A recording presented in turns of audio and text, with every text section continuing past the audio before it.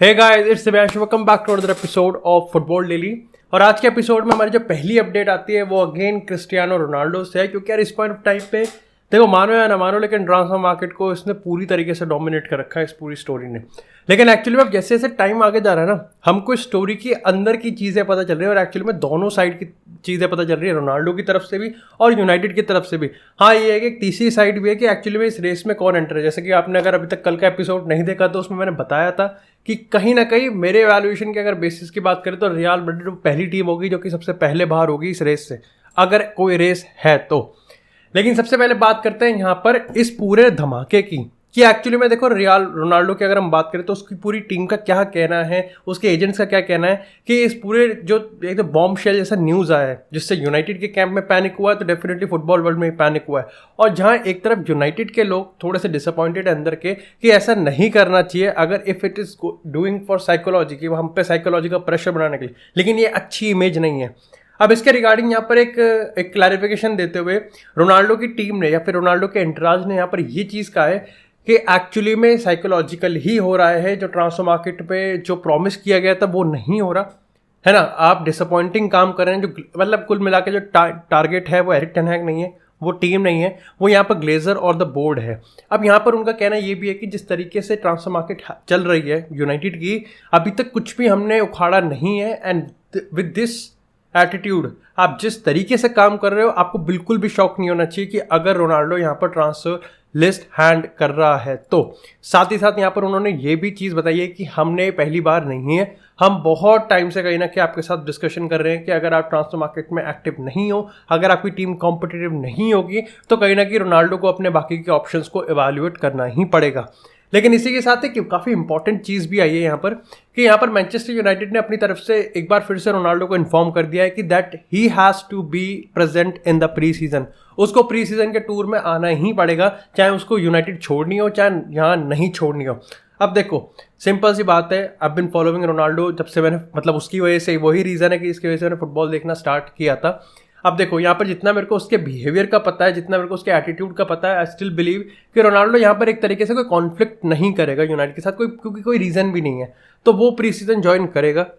अब यहाँ पर प्रॉब्लम ये है कि देखो, पिछली बार जुवेंटस के साथ उसने एक्चुअली में I think if I am not wrong एक सीरिया का मैच भी खेल दिया था, जहाँ पर ऑलमोस्ट इंजरी टाइम में उसने एक विनर भी स्कोर किया था। हाउएवर वो ऑफसाइड से रूल हो गया था और उसके ठीक बाद ही यहाँ पर वो मैनचेस्टर यूनाइटेड में ट्रांसफर हो गया था। तो यहाँ पर भी कहीं ना कहीं प्रॉब्लम जो लगता है सिचुएशन है वो सेम ही होगी अगर यहाँ पर रोनाल्डो किसी और क्लब में जाता है तो। हाउएवर मेरे को लगता है कि अभी यहाँ पर यूनाइटेड के खेमे से, कैंप से ये भी अपडेट आ रही है कि एरिक टेन हैग और क्रिस्टियानो रोनाल्डो के बीच में एक 1v1 डिस्कशन होना अभी बाकी है। अब क्या यहाँ पर एरिक टेन हैग राल्फ रागनिक की तरह यहाँ पर इस चीज़ को अप्रोच करेगा या फिर एक तरीके से टेन हैग की एक यूनिक आइडेंटिटी लेके चलेगा। अब क्यों मैंने राल्फ रागनिक को इंट्रोड्यूस किया है, वो इसलिए क्योंकि यार अब हम ये पढ़ पा रहे हैं, अब हमको यही जानने को मिल रहा है कि राल्फ रागनिक एक्चुअली में जो ऊपर के लोग हैं ना, उनसे लगातार जनवरी से कहते हुए आ रहे थे कि आप रोनाल्डो को सेल करो, आप you have to sell Ronaldo. अब इसके पीछे यहाँ पर उसने ये सोच के कहा हो कि Ronaldo doesn't fit the United system, या फिर रोनाल्डो का कोई साइड इफेक्ट है, कोई नेगेटिव इफेक्ट है, या फिर एक्चुअली में एक तरीके से वो ये कहना चाह रहे थे कि अगर आप रोनाल्डो को सेल भी नहीं कर रहे हो तो actually go for a backup striker जो कि आपका लॉन्ग टर्म स्ट्राइकर होगा। खैर ये चीज़ तो मैं फुटबॉल डेली एपिसोड में लगातार कह रहा हूँ कि मेरे को नहीं लगता कि ये एक वाइज मूव होगा अगर यूनाइटेड बिना एक स्ट्राइकर के साइनिंग करे नेक्स्ट सीजन में एंटर करती है। लेकिन यहाँ पर जो ऊपर के लोग हैं उन्होंने कहीं ना कहीं इस चीज़ को इग्नोर किया, तो हम ये तो मान सकते हैं कि राल्फ रागनिक एक्चुअली में रोनाल्डो को एम्बेड करने के थोड़ा अगेंस्ट था। थोड़ा तो नहीं, मेरे को लगता है पूरा ही अगेंस्ट था। अगर वो ये कह रहा है कि इसको सेल ही कर देते हैं, सो लाइक एरिक टेन हैग के जो स्टेटमेंट्स हैं, अगर आप उसको एवेल्यूएट करोगे तो यू विल सी कि रोनाल्डो को लेके वो काफ़ी ज़्यादा ऑप्टिमिस्टिक है और उसको लीडर सही में मानता है। लेकिन ऑफकोर्स यार, लाइक मीडिया की बातें और अंदर की बातें और होती हैं। खैर इसका प्राइम एग्जांपल जॉन लेपोर्टा है, जिस पर अभी हम बात भी करेंगे। तो ये देखने वाली बात है कि रोनाल्डो को वो कन्विंस कर सकता है या नहीं कर सकता है। लाइक आप में से काफ़ी लोग जो यूनाइटेड के बहुत बड़े फ़ैन है और वो यूनाइटेड की साइड है और रोनाल्डो के eight the same time against है, तो उनको मैं बता देता हूँ कि रोनाल्डो को यहाँ पर कन्विंस इसलिए करना पड़ेगा बिकॉज यूनाइटेड के पास अभी कोई चॉइस नहीं है। United don't have a choice. खैर मेरे को लगता है कि चॉइस तो ज़्यादा रोनाल्डो पे भी नहीं है। इस समय ट्रांसफर मार्केट की सिचुएशन को देखें तो रोनाल्डो और मैनचेस्टर यूनाइटेड की जो पार्टनरशिप है is the need of the hour, and दोनों को इस चीज़ को समझना पड़ेगा। लेकिन इसी के साथ यार बात करते हैं अब थोड़ी सी ट्रांसफर मार्केट की कि रोनाल्डो के रिगार्डिंग इस समय ट्रांसफर मार्केट में लेटेस्ट अपडेट्स क्या है। अब सबसे पहले तो यहाँ पर जो डेविड ऑस्टिन ने 3 क्लब्स का नाम दिया था, Bayern Munich, Chelsea and Napoli, जिसमें नेपोली सबसे इंटरेस्टिंग था, बट बहुत जल्दी सेंस बना गया था कि ठीक है नेपोली का यहाँ नाम क्यों है। तो इनके तीनों के ही रिगार्डिंग काफ़ी बड़ी अपडेट आ रही है और वो ये है कि इस समय चाहे पब्लिक में इनका जो नैरेटिव है वो कुछ भी हो, लेकिन अंदर ही अंदर तीनों के तीनों क्लब्स यहाँ पर एक फाइनेंशियल पैकेज तैयार कर रहे हैं जो कि परफॉर्मेंस बेस्ड होगा। अब सबसे पहले मेरे को तुमको डिफरेंस बताना पड़ेगा कि दोनों में से क्या डिफरेंस है। कि आप अगर ये तुम मान के चलो कि अगर हम 50 मिलियन की एक सैलरी ये मान के चलते हैं कि रोनाल्डो 50 मिलियन की सैलरी लेगा एक सीज़न की, तो यहाँ पर कहीं ना कहीं इन तीनों क्लब्स के पास इतना पैसा है नहीं, या फिर अगर होगा भी तो वो देना नहीं चाहेंगे कि रोनाल्डो को हम 50 मिलियन की सैलरी पे करें। सो यहाँ पर वो क्या इंट्रोड्यूस करेंगे, वो एक देंगे परफॉर्मेंस पे पैकेज। अब इसका मतलब ये होगा कि यहाँ पर सैलरी जो होगी वो होगी 20, 22, 25 मिलियन, लेकिन वो बढ़ के 50 हो जाएगी अगर रोनाल्डो यहाँ पर कुछ सेट ऑफ जो क्लॉज होंगे या फिर कुछ सेट ऑफ जो परफॉर्मेंस पैकेजेस होंगे उसको यहाँ पर वो एक्टिवेट करता है। यानी कि फॉर एग्जाम्पल मान के चलो कि बायर्न म्यूनिख ये इनपुट कर देते हैं कि आपको 30 गोल मारने हैं बुंदेसलीगा में, टिक, और आपको एक बोनस मिलेगा, आपको इतने सेट नंबर ऑफ असिस्ट करने आपको बोनस मिलेगा, आपको इतने सेट नंबर ऑफ गोल्स मारने चैंपियंस लीग में, आपको इतने सेट नंबर ऑफ मैचेस जीतने हैं जिस स्टार्टिंग 11 में आप होंगे, तो आपको टिक मिलेगा। तो यहाँ पर कहीं ना कहीं परफॉर्मेंस पे पैकेजेस में यहाँ पर इस समय तीनों ही club Bayern, Chelsea, Bayern and Napoli इस पॉइंट ऑफ टाइम पे रीस्ट्रक्चर कर रहे हैं और इस पर इवेल्युएट कर रहे हैं। यानी कि हम ये तो मान सकते हैं कि डेविड ऑस्टिन ने जो टिप दी है वो इट्स अ सीरियस टिप और ये चीज़ एवेल्युएट कर सकती है। लेकिन इसी के साथ एक और छोटी अपडेट है, छोटी तो नहीं बड़ी अपडेट है, और वो आती है यहाँ पर चेल्सी से।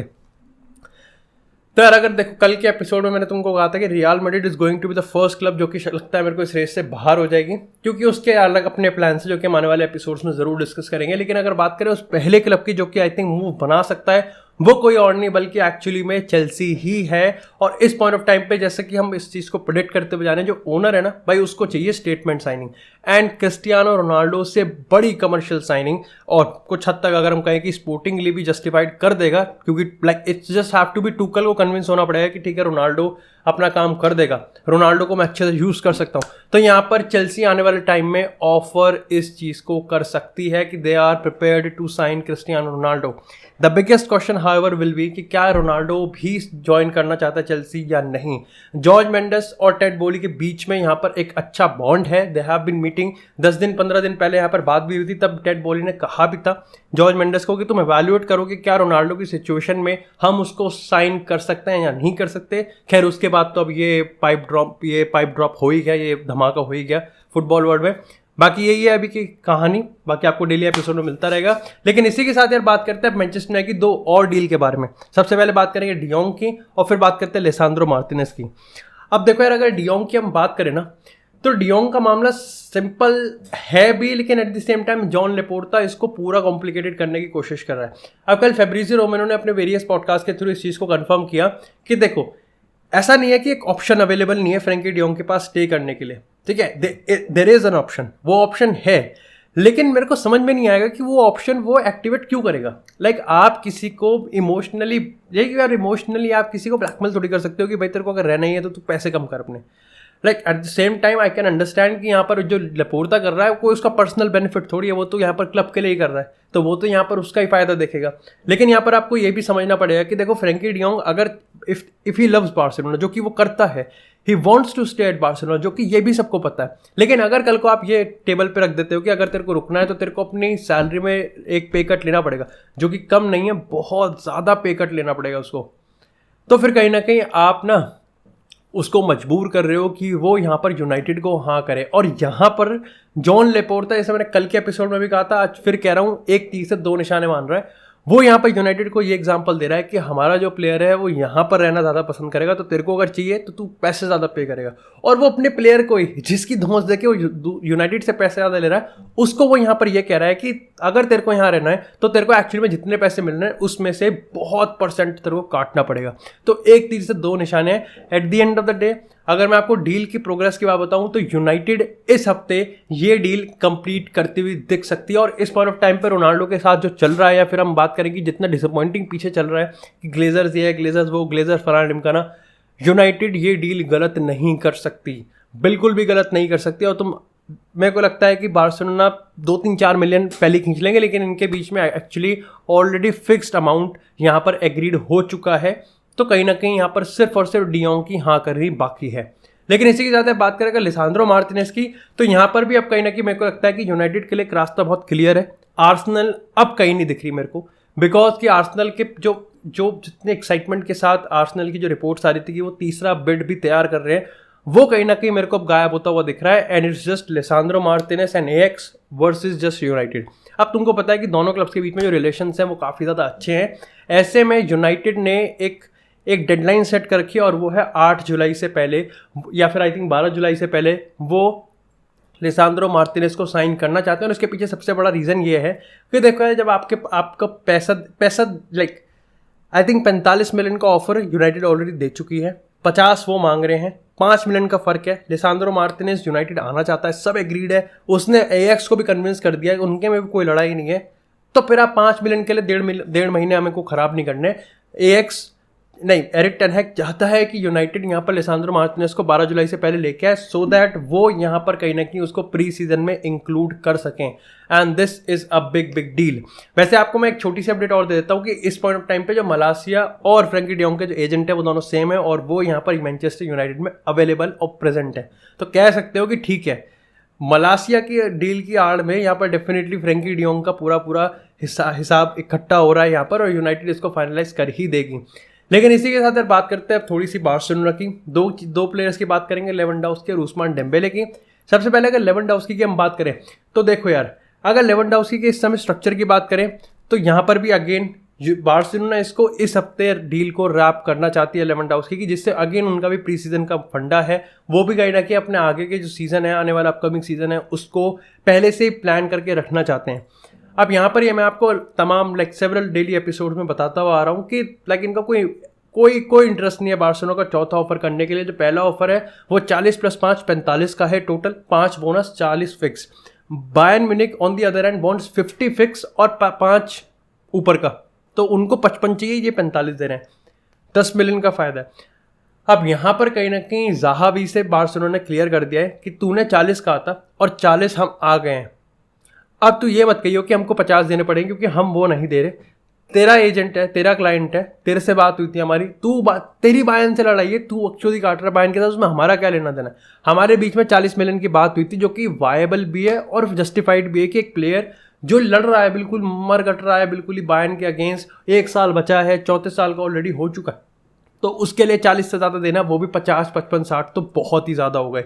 तो यहाँ पर कहीं ना कहीं अब जो पासा है ना, वो ज़ाहावी और यहाँ पर बायर्न के बीच का है। वैसे मैं आपको बता दूं छोटी अपडेट की, लेवेंडोव्स्की ऑलरेडी जो वेकेशन में स्पेन में थे, वो उस वेकेशन को कट करके वापस से बायर्न म्यूनिख में आ चुके हैं। अब जो वो डिसीजन मेकिंग है वो भाई ज़ाहावी पे डिपेंड करता है कि वो कितना कन्विंस कर सकता है बायर्न म्यूनिख को कि भाई जो 40 मिलियन का ऑफर है तुम उसको एक्सेप्ट करो, नहीं तो खामगा कुछ नहीं, तुम बकचोदी काट रहे हो और तुम कुछ नहीं अपना ड्रेसिंग रूम खराब करोगे पूरे एक सीज़न के लिए। जाके मेरे को बहुत कम चांस लगते हैं कि बायर्न म्यूनिख इतना बड़ा रिस्क लेके अपने ड्रेसिंग रूम के साथ। और ऑफ कोर्स बायर्न और रोनाल्डो के बीच का लिंक भी इस पर बहुत कुछ डिपेंड करता है। लेकिन इसी के साथ यार बात करते हैं थोड़ी सी उस्मान डेम्बेले की। सबसे बड़ा चूतिया काटा है डेम्बेले का, किसी और ने नहीं, खुद बार्सिलोना ने, और राइटली सो काटा है। आई थिंक इस पूरी स्टोरी में बार्सिलोना ने, मैं कहूँगा कि एक कौन सी वो आइडेंटिटी थी जो डेम्बेले के साथ हमेशा खड़ी हुई थी, दैट वाज बार्सिलोना। कौन सा वो शख्स था जिसने हमेशा डेम्बेले को सपोर्ट किया है उसके सबसे चुदक्कड़ मोमेंट में भी, इट वाज ज़ावी। और कौन सा वो क्लब था या फिर कौन से वो बंदे थे जिन्होंने उसका चूतिया काटा है, बार्सिलोना। और ये इंपॉर्टेंट है, आपके इसके डेम्बेले के एजेंट की वजह से ना साले को कोई टॉप यूरोपियन क्लब को ऑफर मिला, और जो इसके पास चांस था ना, कि ऐसा तो नहीं कि बार्सिलोना का पहला ऑफर है अब एक्सेप्ट करेगा पहला ऑफर, वो भी रिड्यूस्ड सैलरी के साथ, वहाँ पर कहीं ना कहीं इसके पास जो चांस था ना कि ठीक है चल, अगर फॉर एग्जांपल हम मान के चलते हैं कि 7 मिलियन का ऑफर दे रहे हैं, चल नेगोशिएट करते करते उसको 10-11 पे ले आते हैं, गया भाई गया, खत्म, गांड मराओ अपनी, तुम पे कोई ऑफर नहीं है, या तो खाली बैठ के तू बर्तन धो कहीं जाके, लेकिन तेरे को खेलना है तो तेरे को बार्सिलोना के टर्म्स पे साइन करना पड़ेगा। और वो कर भी रहा है, this is the perfect example कि अगर आपके एजेंट खराब है ना, और आपकी खुद की बुद्धि भी खराब है, मैं ये नहीं कहूँगा कि वो बच्चा है उसका बहला फुसला दिया, क्या बच्चा है क्या बहला फुसला दिया, भाई तू डॉर्टमुंड में अच्छा था, डॉर्टमुंड से यहाँ पर आया है, यहाँ पर तेरे को तूने क्या जस्टिफाई करा है? तूने पिछले सीजन के अलावा तेरे को जावी ने इतना सपोर्ट किया and still you have the audacity कि तेरे एजेंट यहाँ पर बकचोदी काट रहे हो कि वो पैसे की ज़्यादा ये चाहिए वो चाहिए। तो आई थिंक दैट्स वो आप जस्टिफाई नहीं कर सकते, but I think rightly so Dembélé को उसकी जगह दिखा दी गई है एंड डेम्बेले को वापस कैंप नो में रख लिया। तो कैंप नो का तो भाई एक तीर से 2 निशाने हो गए, औकात भी दिखा दी और अब क्लब में रख भी लिया। So kudos to Barcelona for this effort.